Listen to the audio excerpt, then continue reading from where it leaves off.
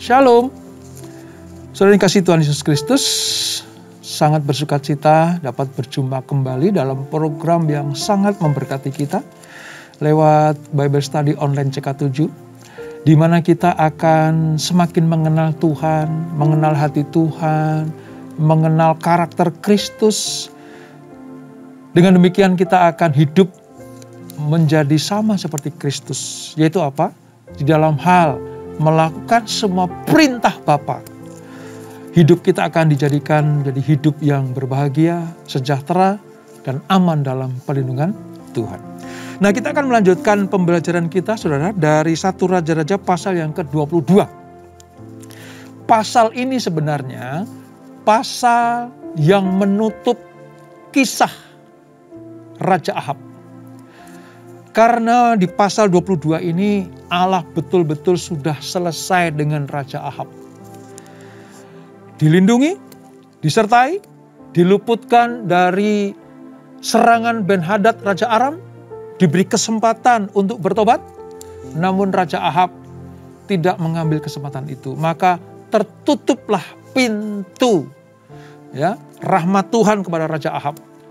Dengan demikian selesailah kisah Raja Ahab di pasal yang ke-22 dari 1 Raja-Raja ini. Nah, kisahnya seperti apa?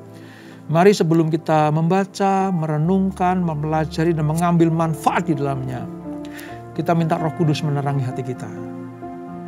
Kita hampiri Dia, saudara. Kami datang kepadamu. Kami bawa hati kami, Tuhan. Menyembah-Mu, mengagungkan Engkau,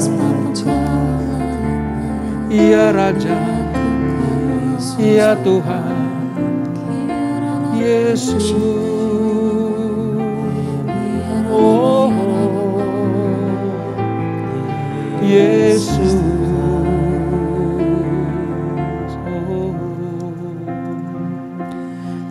Tuhanku, aku hendak bernyanyi bagi-Mu selama ku hidup. Amin. Ya Allahku, aku hendak bermazmur bagi-Mu selagi ku ada. Inilah yang ku renungkan setiap waktu. Nyanyian pujian dan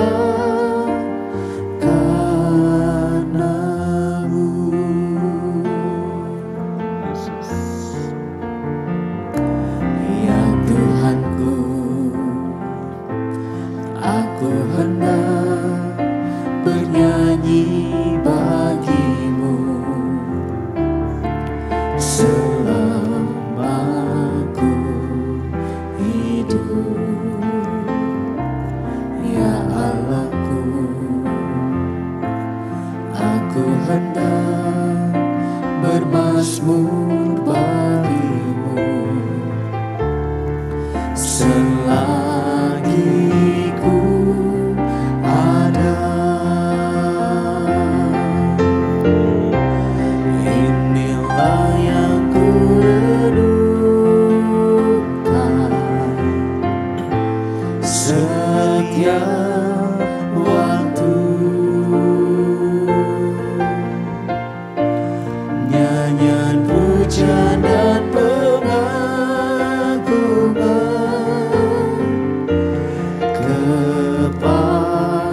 padamu. Biarlah manis kau dengar, Tuhan, manis kau dengar, Tuhan, dan hatiku bersuka padamu.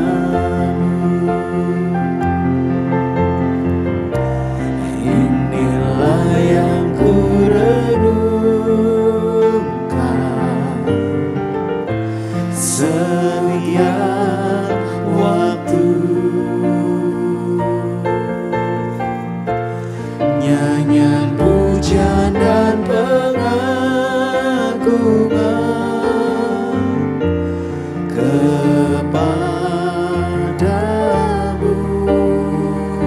Ya Yesusku, biarlah manis kau dengar, Tuhan, manis kau dengar, Tuhan, dan hatiku bersuka karenamu.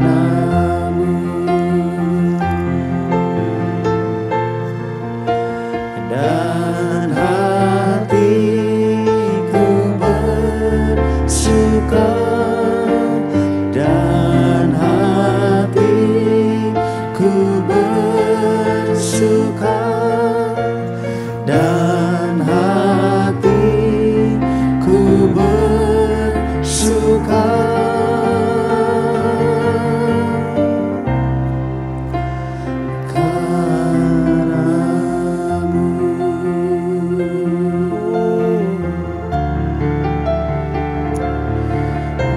Engkaulah sumber sukacita,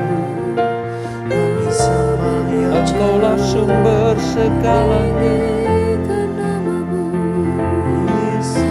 Ya Yesus, ya Rajaku, ya Tuhanku, ya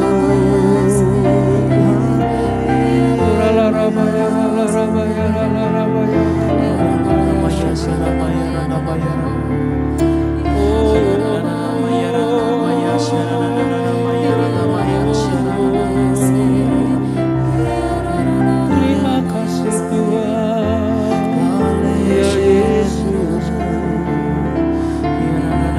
Kau ajaib, Kau mulia. Ku sembah Engkau, Yesus, hanya Engkau, Allah di hidupku. Tiada yang lain, hanya Kau, hanya Engkau Tuhan, selamanya Kau tetap Allah. Walau dunia semua bergoncang, tak tergoyahkan, Kau tetap Allah.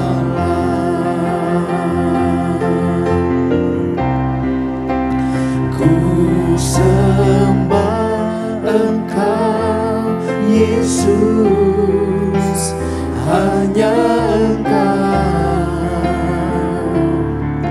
Allah di hidupku. Tiada yang lain, hanya Kau, hanya Engkau Tuhan, selamanya Kau tetap Allah. Walau dunia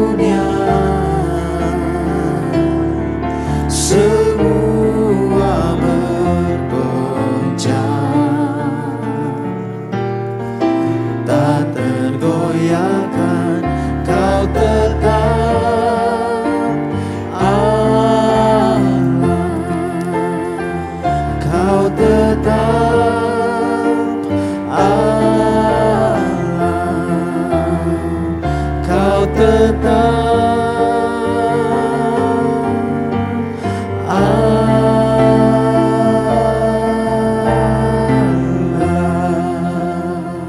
Amin Tuhan.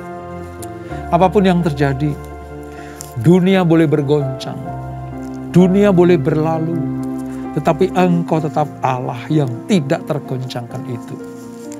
Dan betapa beruntungnya kami anak-anak-Mu tinggal di dalam kerajaan yang tidak tergoncangkan. Oleh sebab itu, kami selalu mengucap syukur kepada Engkau.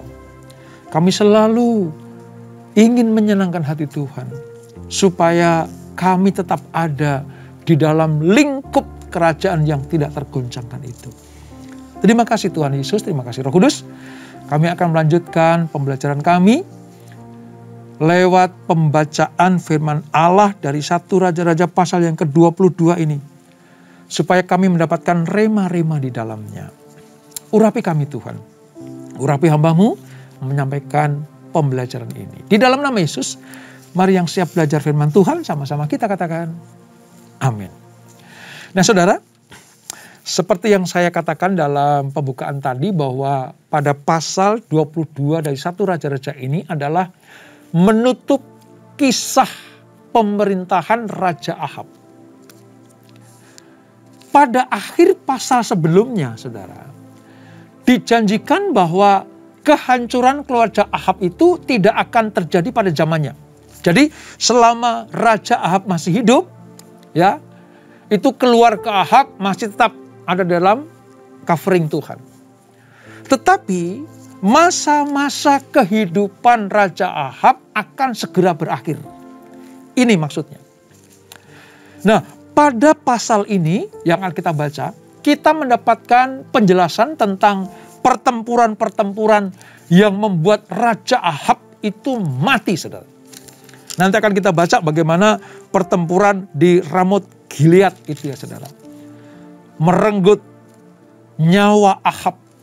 Raja yang sudah ditolong Tuhan.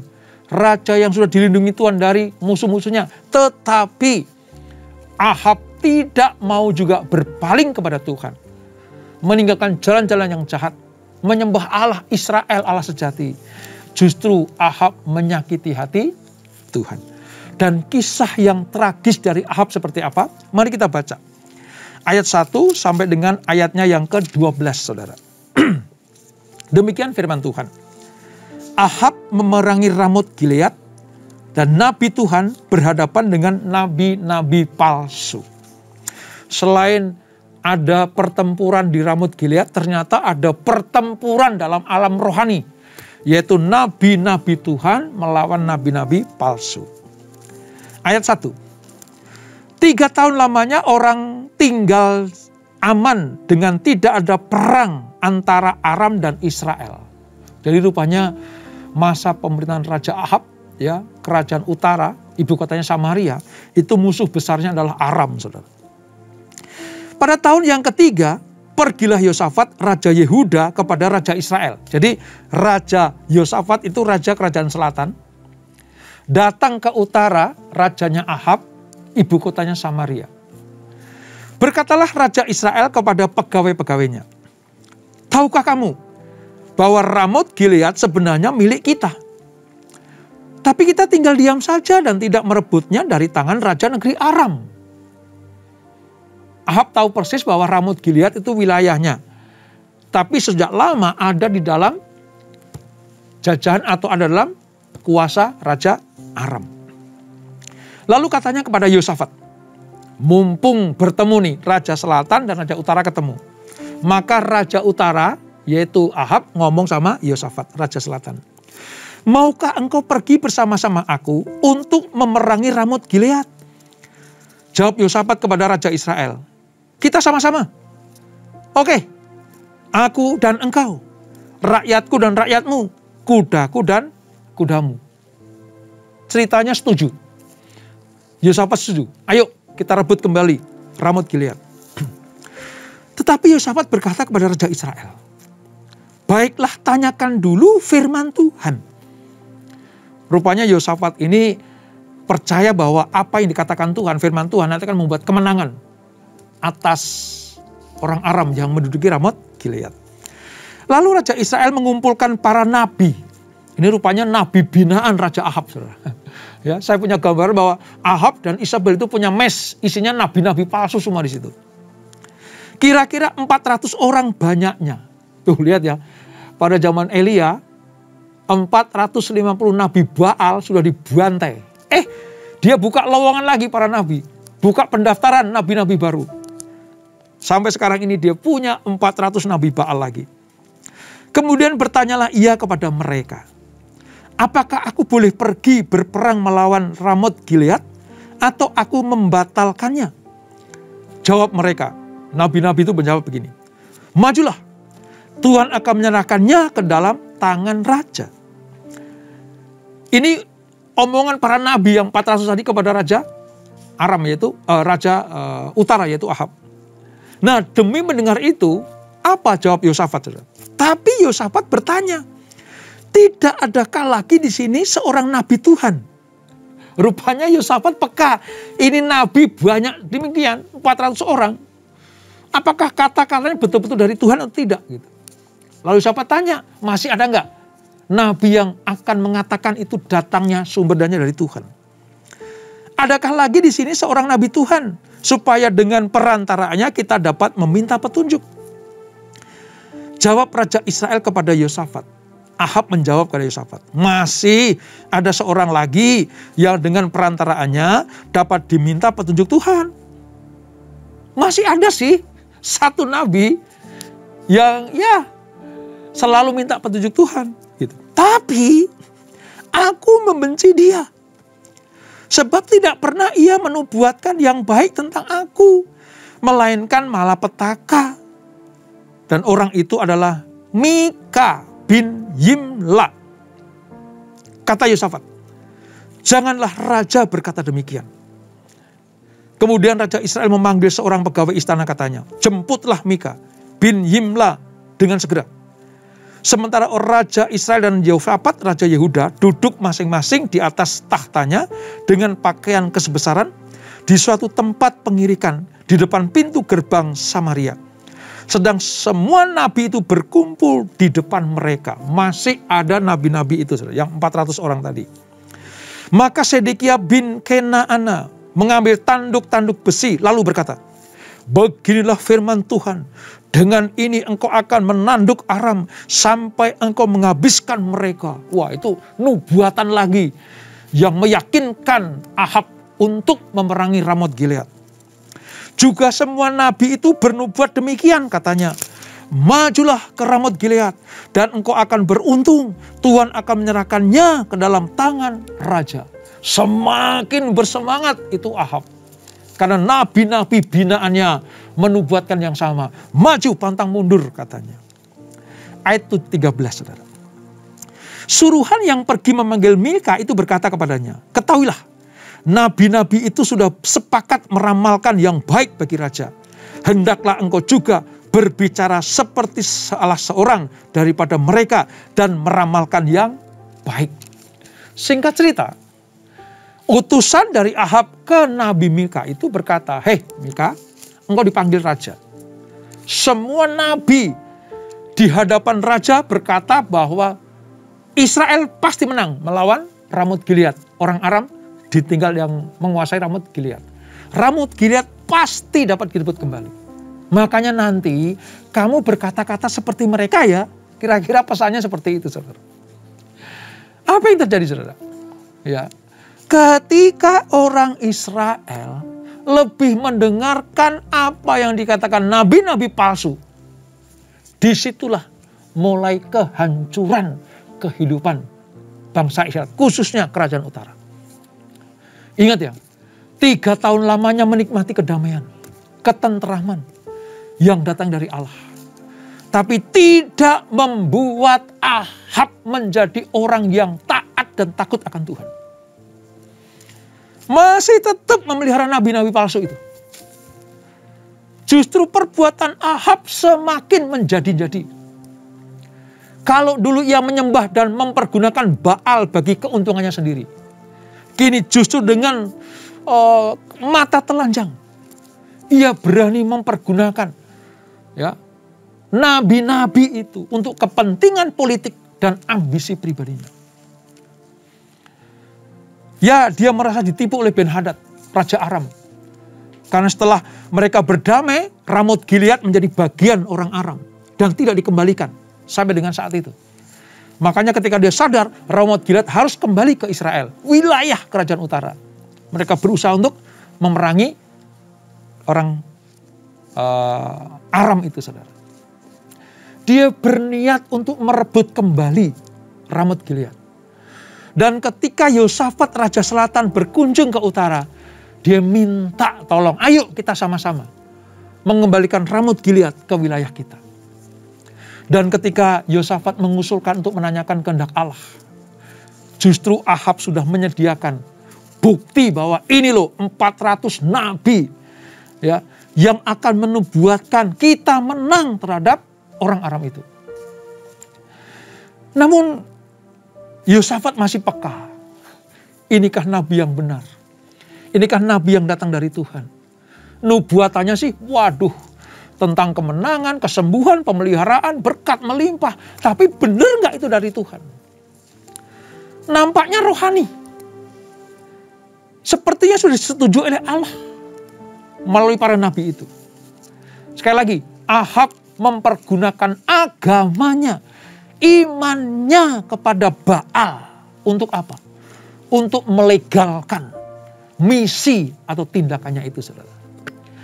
Sekalipun nabi nggak benar, tapi dipakai untuk menguatkan kehendaknya. Namun puji Tuhan, Yosafat tidak terkecoh atas tindakan Ahab. Ia pengen dengar dari nabi yang dari Tuhan, nabi yang asli, yang benar. Maka muncullah Mika yang menyatakan kehendak Allah, yaitu apa? Ahab memang akan maju berperang, tetapi akan ditimpa malapetaka. Makanya Ahab bilang, tuh kan, benar kan apa kataku? Satu nabi ini tidak juga memperkatakan kesejahteraanku, tapi menyatakan kemalangan selalu menimpa aku. Itulah sebabnya Ahab tidak menyukai Mika, saudara. Karena ia tidak pernah mendukungnya. Jadi rupanya nabi-nabi yang dipelihara oleh Ahab dan Isabel itu, tujuannya cuma mendukung keputusan Ahab yang jahat itu. Tapi Mika, nabi yang benar itu, menyatakan apa yang ada di isi hati Tuhan. Karena memang saatnya Ahab sudah selesai. Dari sini kita melihat bahwa Ahab benar-benar tidak sungguh-sungguh ya, menikmati hidup dalam kebenaran Allah. Setiap gerakan hidupnya tujuannya cuma satu, supaya dia tetap ada dalam tampuk pemerintahan Israel atau kerajaan utara. Segala kuasa, power yang dia terima dari Tuhan itu dipakai untuk membuat Tuhan bersedih hati. Membuat Tuhan berduka. Membuat Tuhan betul-betul sedih melihat raja seperti ini. Oleh sebab itu, apa yang dikatakan Yosafat kepada Ahab, bahwa hadirkan nabi yang benar pun tidak membuat Ahab berbalik dari jalan-jalan yang jahat. Nah, dari pelajaran ini, saudara, mari kita lihat apa sih ciri-ciri yang membedakan antara nabi palsu dan nabi Allah yang sejati itu seperti apa. Jelas, nabi palsu tidak mendasarkan nubuatannya dari firman Allah. Tapi mungkin dari kepalanya sendiri, dari hikmatnya sendiri, dari dorongan kehendaknya sendiri. Atau firman-firman ilah-ilah yang lain. Ini. Saudara jangan terkecoh dengan nabi-nabi palsu ini, saudara. Ya. Hasilnya nanti, pada akhirnya nanti, nabi-nabi palsu itu hanya mencari keuntungan sendiri. Kalau nabi Allah tentunya hanya bernubuat berdasarkan kebenaran firman Allah. Ini ciri nabi palsu dan nabi dari Allah itu seperti itu. Nabi Allah tidak mencari keuntungan dari apa yang dilayaninya. Nabi Allah tidak mencari keuntungan pribadi, Tidak memupuk harta bagi dirinya. Tidak pengen punya kedudukan apapun juga selain menjadi utusan Tuhan. Tapi 400 nabi-nabi palsu, peliharaan Ahab dan Isabel itu, hanya ingin menyenangkan hati rajanya tanpa mau mendengarkan apa kata Tuhan. Mengapa saudara? Ada nabi Allah di Israel. Sebab Allah masih mencintai umatnya. Allah masih mengasihi Israel. Allah ingin umatnya mengenal Dia. Mengapa Allah mengutus Elia? Mengapa Allah mengutus Elisa? Mengapa ada Nabi Mika di situ? Supaya Israel, kerajaan utara itu, betul-betul mengasihi Tuhan, mencintai Tuhan. Apa yang dibawa, berita yang dibawa oleh Nabi Allah itu harusnya didengar oleh Ahab, didengar oleh orang Samaria, didengar oleh kerajaan utara. Padahal ada Yosafat di situ yang tidak percaya begitu saja kepada nabi-nabi palsu itu, walaupun banyak, suara terbanyak nabi palsu. Tapi Mika dengan lantang berkata, sekalipun sendiri, dia berkata, apa yang kudapat dari Tuhan aku akan berikan kepada Raja Ahab. Ini. Ada nabi benar di tengah-tengah orang Israel supaya mereka tahu bahwa Allah masih mengasihi mereka. Allah ingin umatnya mengenal Dia, menaati kehendaknya, diberkati olehnya. Maka Ia mengutus nabi-nabinya yang benar itu. Jadi alasan mengapa ada nabi benar, karena Tuhan mengasihi umatnya. Mengapa ada nabi palsu, saudara, sekarang? Pertama, karena umat Israel hanya mau mendengar hal-hal yang enak didengar. Yang manis-manis. Yang membuai kalbu mereka. Yang membuat mereka tetap nyaman walaupun berbuat dosa. Tampilnya para nabi palsu yang pandai itu, saudara. Mengolah kata, membujuk rayu. Ya, mohon maaf ya, kalimat ini agak kasar. Menjilat raja. Supaya apa? Nabi palsu ini tetap terpelihara. Bahkan mendapatkan kedudukan yang tinggi. Dan itulah yang mencelakakan Ahab bersama dengan keluarga dan kerajaannya. Nabi palsu itu dibayar untuk memberitakan kepalsuan. Yang menyenangkan hati orang-orang yang mendengar suka dengan kepalsuan itu. Oleh sebab itu, pekerjaan nabi palsu itu pasti diinginkan orang. Terutama mereka yang memanipulasi pikiran dan perasaan orang lain. Itu bayarannya tinggi. Perkataan-perkataan yang menyenangkan hati raja walaupun salah. Ya, kata-kata yang membuat raja itu tetap punya semangat walaupun bukan dari Tuhan kata-kata itu. Tapi kalau keluar dari nabi palsu, wah itu bayarannya tinggi. Apalagi kalau raja senang kepadanya, wah dipelihara itu. Pasti dipelihara. Tapi lihat, ada nabi benar seperti Mika yang tidak mau tahu. Mau raja kayak, mau rakyat, mau pemimpin, mau panglima. Kalau pesan dari Tuhan, dia dapat itu yang diberitakan. Makanya hati-hati. Sekarang ini banyak sekali nabi-nabi palsu. Alkitab menyatakan seperti serigala berbulu domba. Kita sulit mengenalnya. Sebab perkataannya seperti apa yang difirman. Tapi yang dikatakan tidak atas petunjuk Tuhan. Motivasinya cuma mencari keuntungan pribadi. Itu bedanya. Nah, pilihan ada pada kita, saudara. Kalau kita hanya ingin mendengarkan hal-hal yang baik, menyenangkan, membuat hati nurani tenang, ya. Nabi palsu itu kan kita sukai. Firman Allah dilecehkan, tetap kita sukai. Ya. Berita-berita yang membuat mereka terlena, ya, diayun-ayun, nggak mau pikul salib, nggak mau hidup dalam sanktifikasi, maunya dapat cuman apa? Justifikasi lalu masuk ke glorifikasi. Nabi palsu menolak sanktifikasi. Kalau nabi yang benar mengajarkan kita apa? Untuk memikul salib, mengiring Tuhan dengan setia, mendengarkan firman Tuhan dan melakukannya tepat seperti apa yang Tuhan perintahkan. Kalau kita ingin menjadi anak-anak Tuhan yang benar, yang hidup berkemenangan, ada banyak hamba-hamba Tuhan yang harus kita dengar perkataannya. Kalau dia datang dari Tuhan, dia sampaikan itu tanpa motivasi yang lain. Tidak butuh ketenaran, tidak butuh bayaran. Orientasinya adalah menyenangkan hati Tuhan.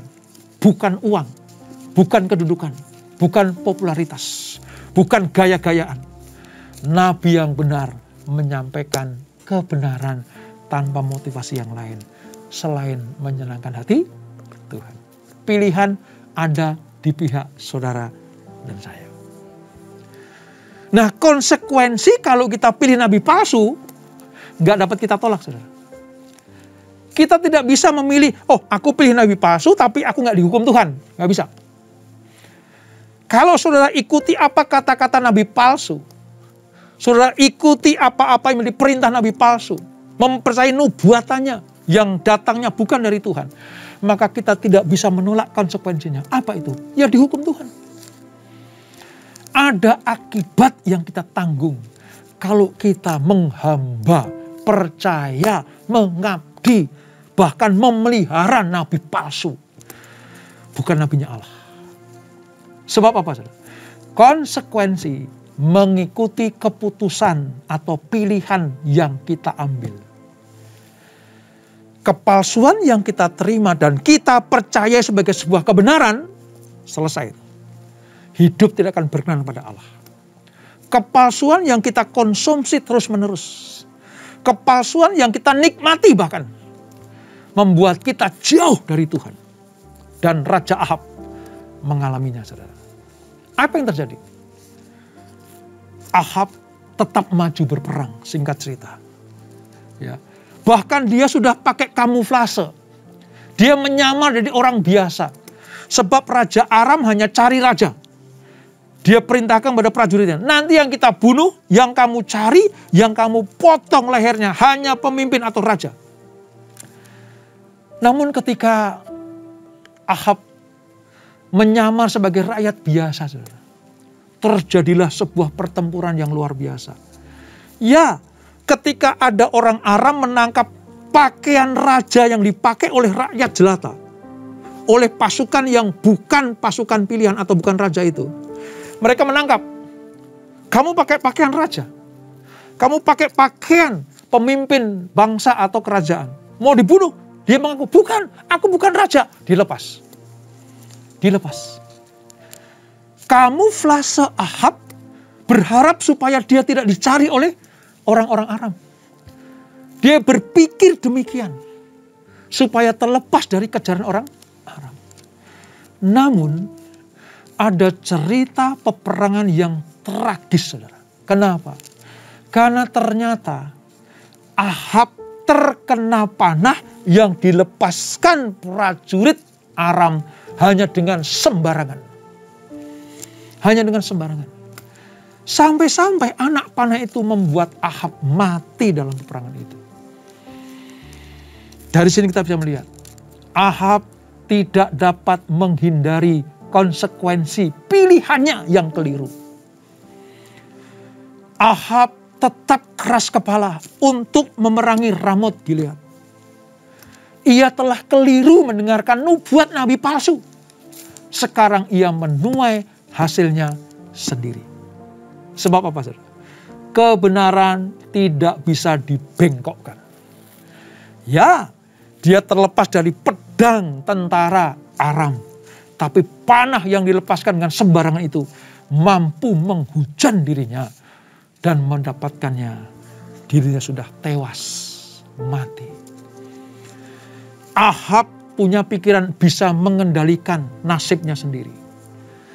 Dia berusaha untuk mengendalikan Mika supaya dia setuju dengan perangnya ini. Ia lupa, di balik Nabi Mika ada Tuhan yang berdaulat. Oleh sebab itu, jangan dengarkan kepalsuan-kepalsuan yang datang ditawarkan kepada saudara dan saya. Pilihlah firman Allah yang benar. Kadang memang menyakitkan. kadang tidak membahagiakan. Namun kali itu firman Allah datang dari Tuhan, itu yang membuat hidup kita tetap berkenan kepada Tuhan. Jangan suka firman-firman yang meninabobokan iman kita. Jangan pernah menolak nabi Tuhan yang diutus untuk mewartakan bahwa kita harus pikul salib, mengalami penderitaan, mengalami peperangan. Jangan tolak, saudara. Kalau itu memang kehendak Tuhan, datang dari Tuhan, terima dengan sukacita. Supaya nasib kita tidak sama seperti Ahab yang mati dalam pertemuan dan cara yang memalukan. Bahkan dengan panah yang dilepas dengan sembarangan pun mampu dikendalikan Tuhan untuk menuju kepada kebinasaan Raja Ahab itu. Jadi mari kita belajar.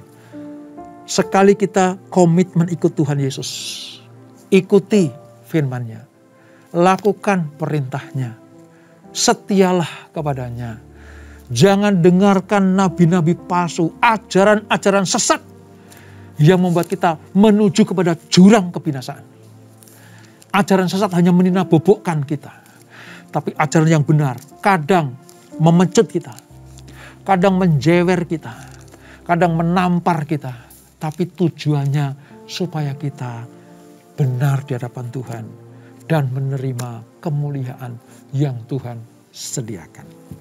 Dan itulah 1 Raja-Raja pasal yang ke-22. Kita tundukkan kepala. Bapak, terima kasih untuk anugerah-Mu. Kami sudah membaca, merenungkan kisah kematian yang tragis dari Raja Ahab, Raja Kerajaan Utara dengan ibu kota Samaria. Dia nekat berperang melawan orang Aram yang menduduki Ramot Gilead. Di satu sisi, Allah sudah selesai dengan Ahab. Di sisi yang lain, Ahab tetap percaya kepada nabi-nabi palsu yang dia pelihara itu. Sekalipun ada Mika di situ, namun Ahab lebih memilih mendengarkan perkataan nabi palsu itu. Itu pelajaran bagi kami ya Tuhan. Supaya kami tidak binasa. Supaya kami tidak dikeluarkan atau dicoret dari kitab kehidupan. Kami mau mendengarkan kebenaran-Mu saja. Firman Allah yang benar. Sekalipun kadang itu mengusik hati kami. Membuat kami tidak nyaman. Kadang memecut kami. Kadang menegur kami dengan keras. Tapi kalau itu datang dari Tuhan, itulah yang terbaik yang dapat kami terima. Ajar kami peka mendengarkan firman-Mu. Mendengarkan setiap khotbah-khotbah disampaikan oleh hamba-hamba Tuhan. Apakah ini benar atau tidak? Supaya kami tidak salah melangkah. Kami nggak mau menanggung konsekuensi kesalahan yang kami ambil atau kami pilih. Sebab kami tidak bisa menghindari konsekuensinya. Kalau kami percaya dan melakukan semua kepalsuan-kepalsuan yang ditawarkan oleh nabi palsu, maka konsekuensinya adalah kami dihajar Tuhan. Kami dihukum Tuhan. Tapi kalau kami mendengarkan perkataan nabi yang benar, firman yang benar, kami tetap ada di dalam covering Tuhan, perlindungan Tuhan. Dan keselamatan kekal itu menjadi bagian kami. Berkati anak-anak-Mu, berkati kami semuanya. Keluarga demi keluarga, pekerjaan usaha kami, pelayanan kami diberkati Tuhan. Sebelum kami tinggalkan acara ini, kami siapkan hati kami terima berkat yang daripada-Mu. Kekasih Kristus, arahkan hatimu kepada Tuhan. Terimalah berkat, kasih anugerah dari Allah Bapa yang berlimpah-limpah. Di dalam anak yang tunggal Tuhan Yesus Kristus. Dan persekutuan yang manis dan Roh Kudus menyertai kita semuanya. Mulai saat ini sampai Maranatha. Yesus datang yang 2 kali menjemput kita semuanya. Bertemu di awan-awan yang permai. Menikmati kemuliaan kekal sampai selama-lamanya. Yang diberkati, sama-sama kita katakan amin. Tuhan Yesus memberkati.